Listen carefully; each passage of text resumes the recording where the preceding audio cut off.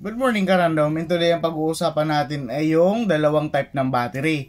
Sa left side, meron tayong lead acid battery and yung sa right side, itong ating lithium iron phosphate 4. Lead acid versus LiPo4. Alin ba yung mas maganda? So pag-usapan natin yan ngayon. And overview, ang lead acid ay matagal lang naging standard while itong lithium iron phosphate is ngayon lang recently siya. Siya ay lithium ion based technology. Tapos, papakita natin yung comparison tsaka characteristic ng mga battery. Una, doon tayo sa advantages ng lead acid. Yung lead acid natin is generally cheaper na siya bilhin compare natin dito sa LiPo4. Halimbawa, pag nag-search kayo sa Facebook Marketplace, ang used na telco battery, sabi nila is telco battery, sa Facebook is around 5,000 yung cost ng isang battery. And yun ay 12 volt 100 amp hour na. 12 volt 100 amp hour.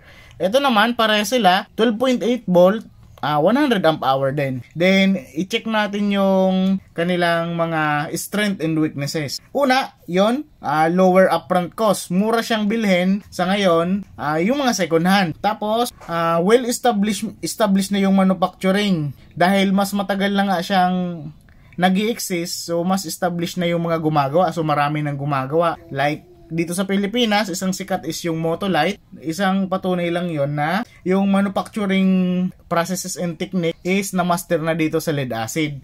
While ito naman kasi is bagong technology. Sunod is yung simple charging. Yung lead acid is can be charged with simple and low cost chargers. So mura yung mga charger niya dahil basic lang or simple lang. Simple lang yung pinaka-charging niya. Bakit naging simple lang? Dahil ang reason nun is ito is raw cell. So ito naman is may BMS. Kaya medyo special yung charging niya. Sa chemistry naman nitong ating lead acid, lead plate yung gamit at yung solution niya is sulfuric acid. And yung energy density or yung laman na power is nasa 30 to 50 watt hour per kilo. Ito is mababa yung kanyang energy density per kilo dahil nasa 30 to 50 watt hour lang siya per kilo. Tapos yung life cycle niya naman 200 to 500 cycles. Minsan nakita na rin ako ng magagandang brand ng battery is 800 cycles. Yun na yung maximum na yun. Wala nang hihigit sa 800 cycle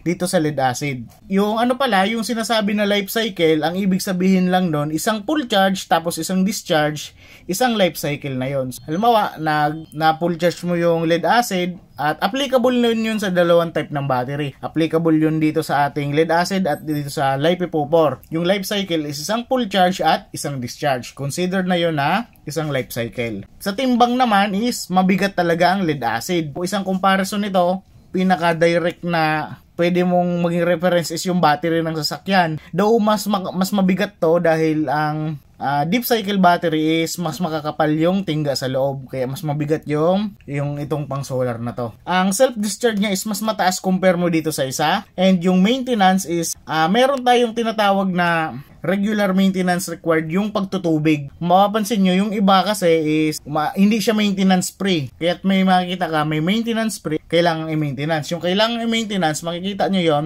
naka-expose yung mga valve or yung may mga cap yan, na kapag sinilip mo yon, mababa na yung level niya ng solution, kailangan mong dagdagan ng distilled water. Yun yung maintenance ng ibang lead acid. However, may mga bago na ding or may ibang brand na din na dinevelop para maging maintenance free.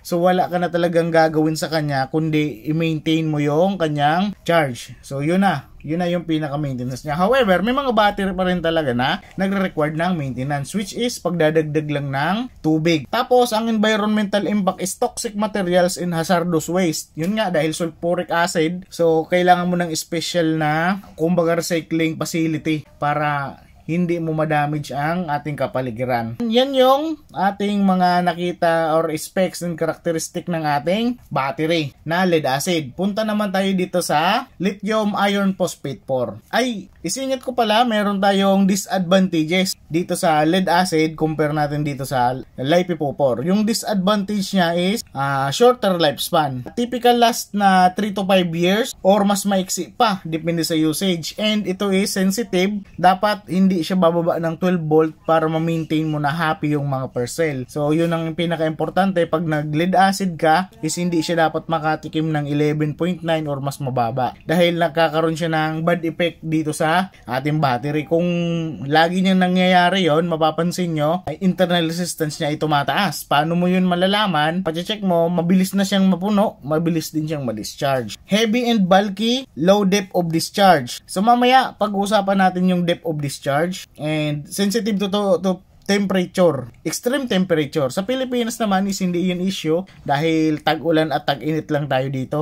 And yung tag-init naman natin, hindi naman nag-i-exceed na ganun kataas. So, tolerable naman, kaya't kaya pa rin niya. Pero sa ibang lugar, issue yun. So, yan, pag-usapan na natin ngayon is yung LiPo4. Ang pinakauna nating advantage dito sa ating LiPo4 is longer lifespan. Ito naman can last 10 to 15 years. Yung cycle count niya is nagbabari depende sa manufacturer and brand. Usually, 3,000 to 5,000 yung cycle niya. Kung i-compute mo, yung life cycle naman is, kung ito, 300 to 500 usually, tapos pinaka magandang brand is 800 cycle. So, dito is mas malayo, 3,000 to 5,000 cycle. So, I assume mga 10 years or 15 years. Ganun yung kanyang life cycle. Lighter and more compact. So, makikita nyo naman, maliit at compact lang siya. Maliit at magaan. So, yan, makikita nyo. Ito yung ating lead acid. Pag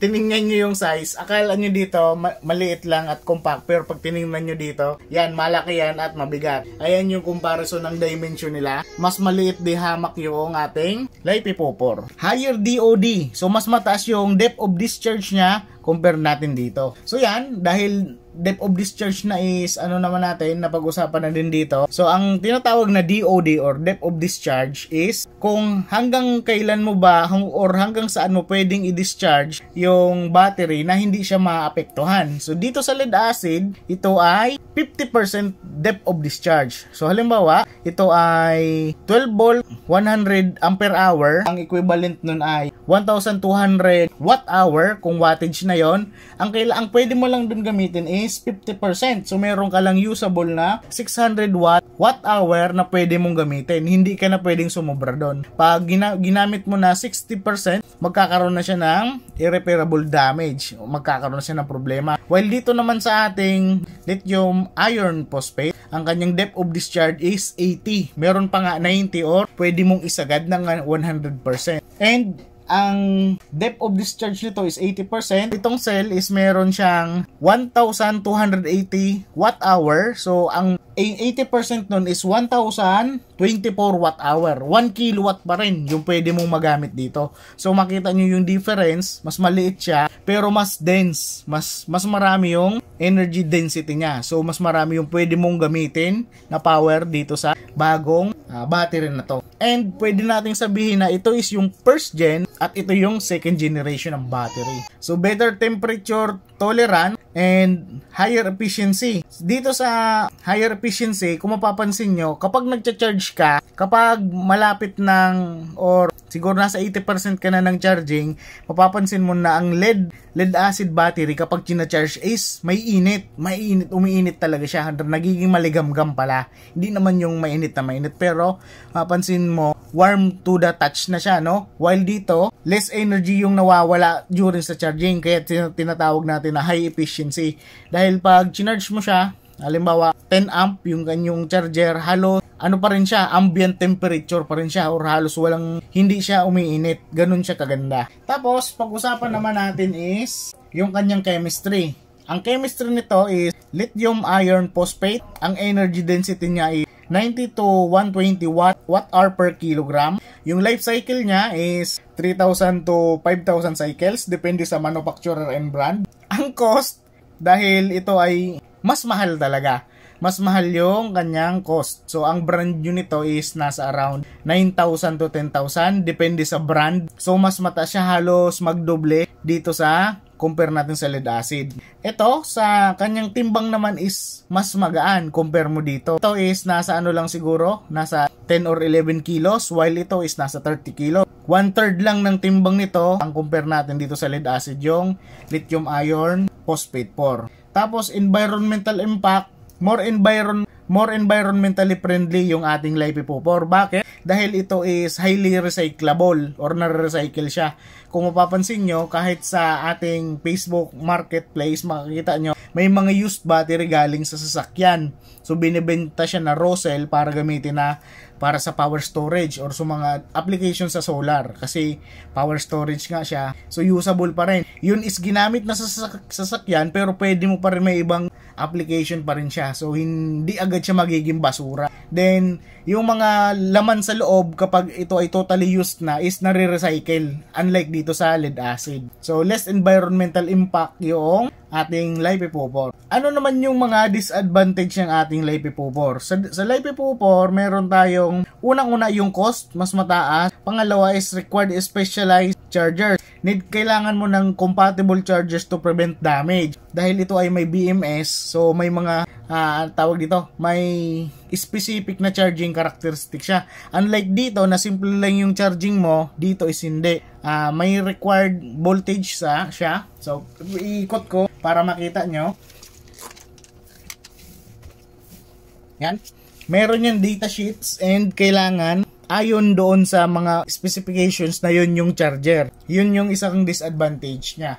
Specialize yung charging nitong lithium iron phosphate. Tapos, limited recycling infrastructure. Though highly recyclable siya dahil ito ay bagong technology. Isang example na yan, dito sa Pilipinas, wala pang nagmamanufacture ng ganitong type ng battery while ito is meron na. So, ganun yung ano niya, yun isang disadvantage naman ng lithium iron phosphate is yung limited recycle infrastructure. Usually, ang pinaka number 1 na recycler and manufacturer is China. Sila yung gumagawa ng ganon. I-wrap up natin yung ating topic for today. Ano ba yung magandang gamitin para sa solar applications? Kung ako ang papipiliin, dito na tayo sa pinakabagong technology, itong lithium iron phosphate. Dahil unang-una, yes, mataas yung upfront cost, yung pinaka-presyo nito is mataas, pero mababawi mo naman siya doon sa life cycle. Dahil ito is around, ano lang siya, 2 years ang life cycle nito, and ito is 2 to 3 years.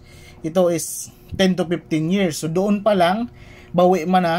So, kung i-divide mo siya doon sa per year, mas mura yung babayaran mo dito kada taon.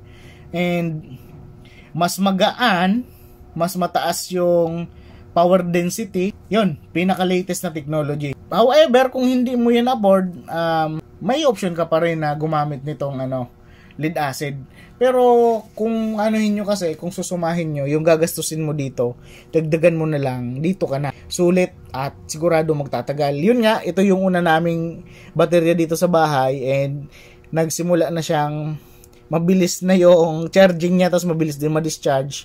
Kahit nung bumili ako, lumipat na ako dito sa bago. Sa brand naman, ito ang gamit ko is CST. Ayan, ito ay hindi sponsored.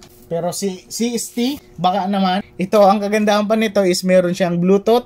So, pwede kong ma-monitor yung nangyayari sa battery, yung discharge niya, at kung gaano pa siya magtatagal. And kung gusto niyo yung makita, pwede natin pag-usapan sa isang video or request kayo. Paabutin nyo ng maraming likes and gagawin ko to ng video para makita nyo yung applications. Kasi ito is pwede mong i-link sa smartphone.